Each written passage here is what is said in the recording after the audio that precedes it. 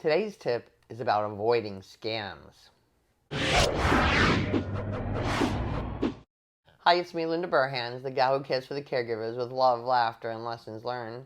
We're back today with my friend, Officer Joel Quattlebaum from the Largo Police Department, and we really need to talk about scams. Oh, we sure do, Linda. We see them all the time. And they change all the time. They do. They do. They get innovative.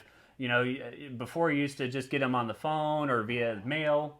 Now you're getting text messages with links that install malicious programming on your phones and on your laptops. It's something that you really have to have a cautious eye and be leery of what you click on. What really gets me is today it'll say the electric company on your caller ID. Mm-hmm.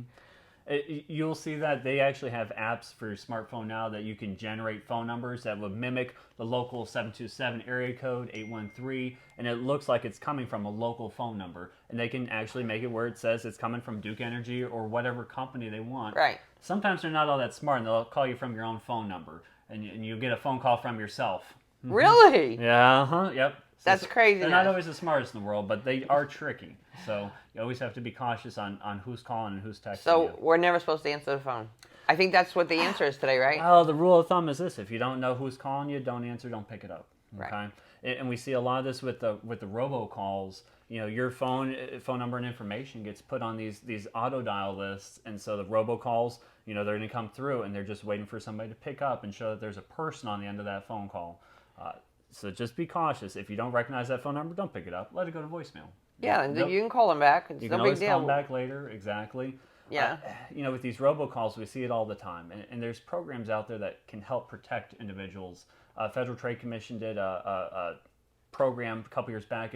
They're trying to prevent robocalls, and so one of the leading people that actually came through is Nomo Robo. I don't know if you've ever heard of it before.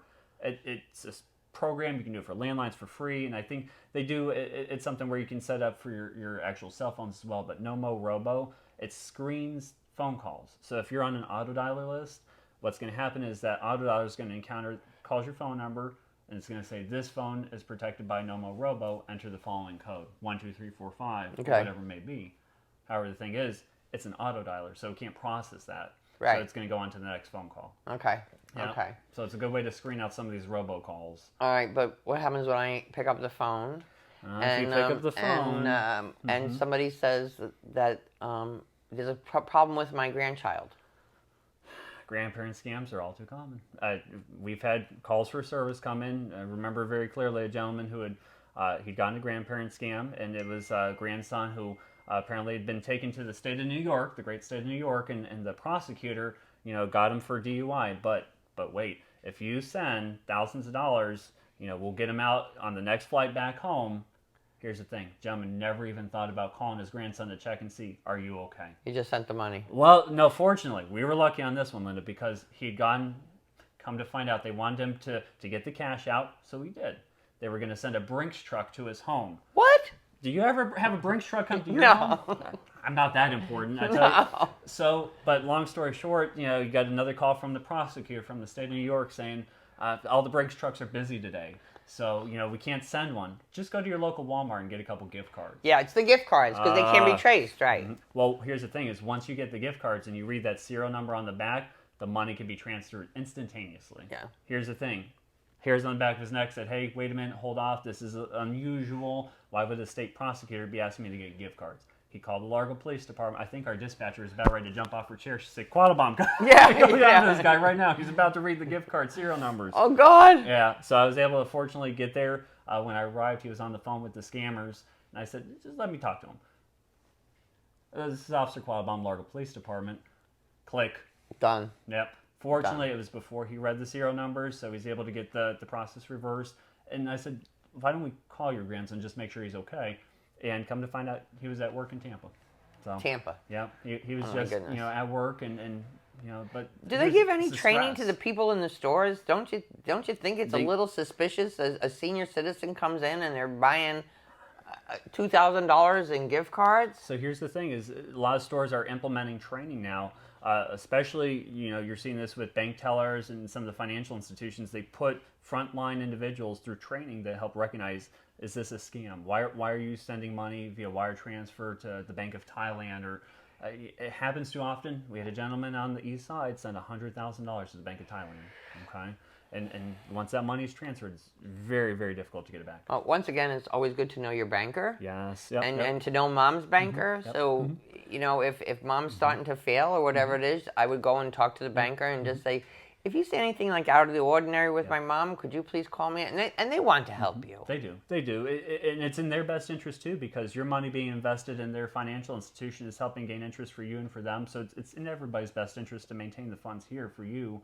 And here's the thing too, is this goes back to kind of our conversation from last week of that power of attorney document. It's a very powerful document, but it allows family caregivers to help kind of keep track and make sure there's no anomalous transactions going through these accounts. Yeah. Because I tell you, my great aunt at 100 and a half, we said, let's get you, you want a laptop, we'll get you, honey, .com don't live here. Fair enough, .com don't live here.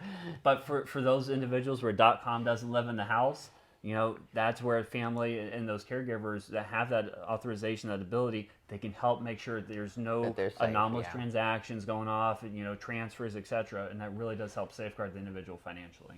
All right, so one of the ones I heard of most recently is I get a call and they say they have a delivery, they're going to come in an hour.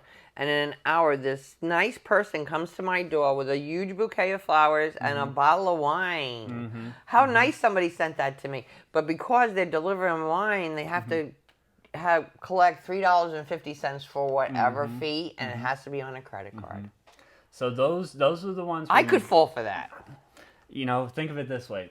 A couple different things come to mind with those type of transactions. Okay, one is, if they're asking for any type of payment information, always be leery, because that's what we call PII, personally identifiable information. Okay. Always be leery, especially if it's on a personal cell phone and they have one of those chip readers or card swipes on there, because when you swipe it, that's transmitting your data, your credit card information to that device. So storage is very important.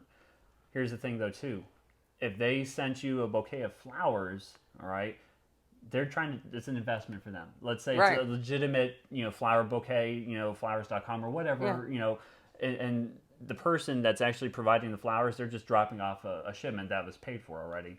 A lot of times we see this, it's one of those, especially the romance scams, they're trying to build that connection, right? Build that rapport with the individual, so ultimately that person will send them money in the long term. So think about it, $100 bouquet of flowers, and it's a worthwhile investment. If they're going to get a $10,000 return, if they can convince that person, hey, I'm really involved and we're connected, they get money out of it. It's a good investment for them. So be cautious if they're trying to build that rapport.